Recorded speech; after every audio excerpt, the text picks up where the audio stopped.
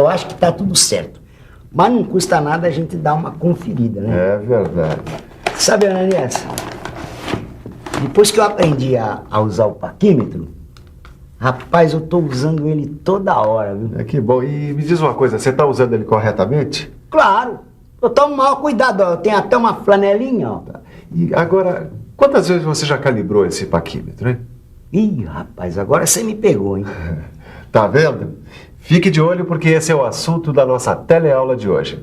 Na teleaula de hoje, você vai ver como se faz a calibração de paquímetros e a calibração de micrômetros. Ô, Ananias, mas você acha que ele tá desregulado? Olha, andando dentro de uma maleta, nas mais variadas temperaturas, o dia todo, chacoalhando para lá e para cá, eu não confiaria muito nele. E mesmo que ele não andasse chacoalhando para lá e para cá, a calibração de instrumentos é necessária de tempos em tempos. Mas como é que a gente faz para calibrar um paquímetro? É simples. Fique de olho, porque a nossa teleaula está começando.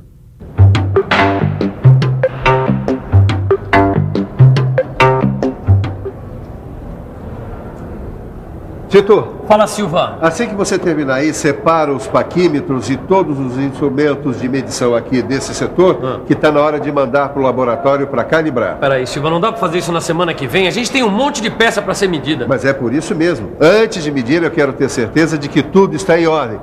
Sabe como é que é um deslocamento, um desgaste, uma falha ou mesmo uma mudança na temperatura? Pode alterar os instrumentos. É verdade. Pois bem, e essas alterações podem provocar desvios ou erros de leitura das medidas. Nossa, a gente vai ter que fazer o trabalho em dobro, né, Silva? É isso aí. Por isso é necessário fazer a calibração dos instrumentos. Calibração. Operação que estabelece uma correspondência entre as leituras de um instrumento e valores de uma grandeza física, medida direta ou indiretamente pelo instrumento.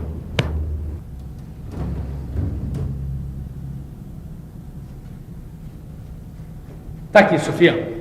Ótimo, Caio, porque hoje eu vou te mostrar a calibração do paquímetro com resolução 0,05 de milímetro. A norma NBR 6393/1980 é a norma brasileira que recomenda os procedimentos, tolerância e as demais condições para a calibração do paquímetro. Tá bom, mas pra que serve essa tabela aqui, hein? Precisão de leitura. Essa tabela, ela mostra as tolerâncias admissíveis na leitura. E você tem uma tabela igualzinha a essa no seu livro de estudos. Olha aqui. O L1 representa o comprimento medido dentro da capacidade de medição em milímetro. Aqui ao lado, em micrômetro, a gente vê a precisão de leitura. Quer dizer que para um comprimento medido de, por exemplo, 100 milímetros, a gente tem uma precisão de leitura de 60 micrômetros? Isso mesmo. E para 600 milímetros, a precisão de leitura é de 110 micrômetros. Quando se trata de comprimentos intermediários, a gente tem que admitir a precisão correspondente ao comprimento imediatamente inferior. Tá, e tem alguma tolerância para planeza? Ah, é aí que a gente vai ficar por dentro.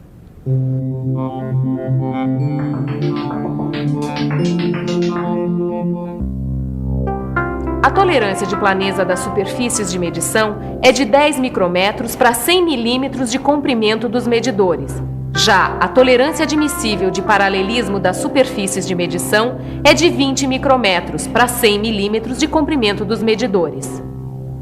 Bom, Caio, então agora a gente já pode falar sobre o método de controle de calibração. Tá. Você, por favor, me alcança a benzina? E pra que você vai usar essa benzina aqui, Sofia? Bom, é que antes da gente começar a fazer a calibração, a gente tem que ajustar e limpar bem os instrumentos. Tá. Então, para que não fique nenhum tipo de oleosidade nem impurezas, agora a gente já pode falar sobre o método de controle de calibração para medição externa. O erro de leitura é indicado perpendicularmente à direção longitudinal das superfícies de medição. Para isso, usamos blocos padrão. Agora, a gente mede um bloco padrão em 3 posições diferentes aqui do bico: na extremidade, no meio e aqui em cima. Mas atenção, porque a força aplicada no cursor tem que ser a mesma nas 3 medições.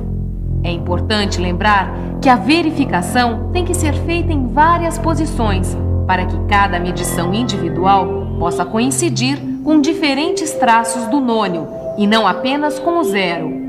Assim, temos que evitar a verificação apenas nos valores inteiros da escala, como 5, 10 e 15, e verificar valores aleatórios como 5,25, 7,8 ou 14,3. Legal, hein, Sofia? E o resultado dessa operação mostra pra gente se existem erros de paralelismo e de planeza das superfícies dos bicos. Isso mesmo. Se tiver erro na superfície de medição, a gente acha na hora. Tá, e a medição interna, hein? A medição interna deve ser feita da mesma forma, com calibradores padrão internos e também micrômetros. Uma coisa que a gente tem que levar em consideração antes de calibrar um paquímetro é o paralelismo das superfícies de medição. Como é que é? É o seguinte, o paralelismo das superfícies de medição pode ser verificado através da palpação de um certo espaço, com blocos padrão ou pinos padrão. Quer ver? A posição relativa entre as superfícies de medição não pode se alterar mesmo depois da fixação do cursor. Para confirmar se não se alterou, a gente coloca o instrumento contra a luz e verifica se um espaço deixado entre as superfícies de medição não vai se alterar mesmo depois da fixação do cursor. E essa régua aqui, ó, para que serve? Ah, essa aqui é uma régua de fio. Ela serve para verificar a planeza das superfícies de medição. A gente utiliza assim, ó. Coloca o instrumento contra a luz e vê se está vazando alguma luz entre a superfície e a régua de fio. Se estiver vazando, a planeza está comprometida. Ô Silva, eu acho que o pessoal do laboratório teve o maior trabalho com a calibração do micrômetro. Não, acho que não, Tito. A calibração de instrumentos é baseada em normas. A NBR 6670/1981 é a norma que recomenda os procedimentos, desvios e demais condições a serem seguidas na calibração de micrômetros. Quer ver? Dá uma olhada aqui nessa tabela. Sei. Na primeira coluna da tabela, a gente vê a capacidade de medição do micrômetro em milímetro. Aqui nessa coluna, temos a flexão permissível no arco do micrômetro, em micrometro. Aqui, o erro de leitura do ajuste do zero, também em micrometro. E na última coluna, o paralelismo das superfícies de medição. Também em micrômetro. Mas o que essa tabela ajuda a gente na hora da calibração? Essa tabela mostra aqui os erros e desvios admissíveis na calibração do micrômetro. O batimento axial da haste móvel do micrômetro no intervalo de 25 milímetros não deve exceder a 3 milésimos de milímetro. O erro de leitura do ajuste do zero que a gente viu aqui na tabela se baseia na fórmula mais ou menos, abre parênteses, 2 mais L, que é o ajuste do zero em milímetros, dividido por 50, fecha parênteses, micrometro. Caio, vem cá que eu quero te mostrar uma coisa. As superfícies de medições têm que ser lapidadas. Cada superfície tem que ter uma planeza de até 1 micrometro. Com uma força de medição de 10 newtons, as superfícies têm que estar paralelas dentro dos valores da tabela. Entendi. Para uma capacidade de medição de 0 a 25 milímetros, a flexão permissível do arco é de 2 micrometros. O erro de leitura do ajuste do zero, de mais ou menos 2 micrometros. E o paralelismo das superfícies de medição de 2 micrometros.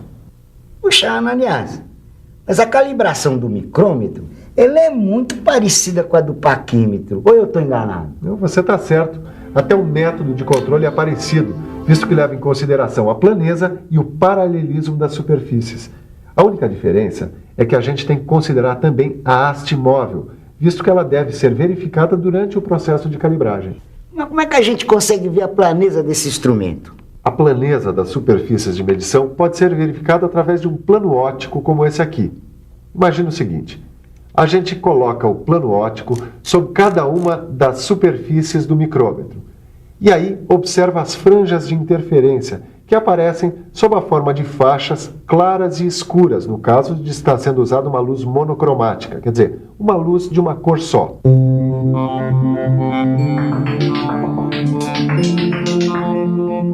A forma e o número de franjas de interferência indicam o grau de planeza da superfície, que varia de acordo com a tolerância de planeza. Para uma superfície de tolerância de 1/1000 de milímetro, não poderão ser visíveis mais do que 4 franjas da mesma cor, como neste plano, iluminado por uma luz comum. Para facilitar a leitura, a verificação precisa ser feita com a luz monocromática, aquela de vapor de mercúrio, que deixa as franjas claras ou escuras. Caio, vamos dar uma olhada agora em paralelismo. Vamos imaginar que você tenha que verificar o paralelismo de superfícies a serem medidas com um micrômetro de 0 a 25 milímetros, como esse aqui.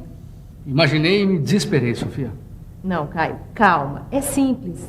A verificação é feita através de 4 planos ópticos paralelos. Eles devem ser de espessuras diferentes e as diferenças têm que corresponder aproximadamente a 1/4 de passo.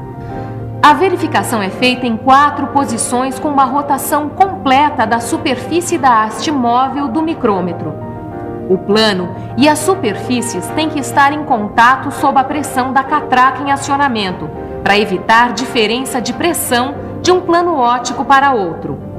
O plano óptico deve ser movido cuidadosamente entre as superfícies, para que o número de franjas seja reduzido em uma das faces, porque as franjas serão contadas na superfície oposta. Com luz comum, o número de franjas de interferências não pode passar de 8. E esse é o procedimento para qualquer micrômetro? Não, para micrômetros maiores é necessário que 2 planos ópticos sejam colocados nos extremos das combinações dos blocos padrão. Mas agora a gente vai falar do coração do micrômetro. Já sei, a haste móvel. E a haste móvel, ela pode apresentar erro de deslocamento. E esse erro de deslocamento, ele pode ser verificado com uma sequência de blocos padrão. Como esses daqui, por exemplo? Mas o ideal é que se escolha uma medida de blocos padrão para cada volta da haste móvel e também para posições intermediárias. Assim, num micrômetro que apresenta passo de 0,5 de milímetro, a série de blocos padrão mais adequada para a verificação são as que apresentem passo correspondentes às medidas 2,5, 5,1, 7,7, 10,3, 12,9, 15, 17,6, 20,2, 22,8 e 25 milímetros. Silva, os instrumentos já estão prontos para ir para o laboratório. Olha que eu aprendi tanto na teleaula de hoje que mais um pouco eu mesmo calibrava todos eles. E você aí em casa aprendeu também? Que tal calibrar a memória fazendo a revisão na matéria de hoje? E atenção, se liga aí que é hora da revisão. Na teleaula de hoje, você aprendeu a ler a tabela de precisão de leitura e viu como se faz a calibração de paquímetros. Viu como verificar o paralelismo e a planeza das superfícies de medição. Viu como se faz a calibração do micrômetro e como verificar a planeza, o paralelismo e, finalmente, a haste móvel do micrômetro. Eu sabia que ia sobrar para mim. Agora eu é que vou ter que mandar calibrar o paquímetro do meu amigo Vitorino. Mas tudo bem, ele é gente boa. E você que também é gente boa, devia pegar seu livro de estudos e resolver os exercícios. Na nossa próxima teleaula tem mais calibração. Bons estudos e até lá!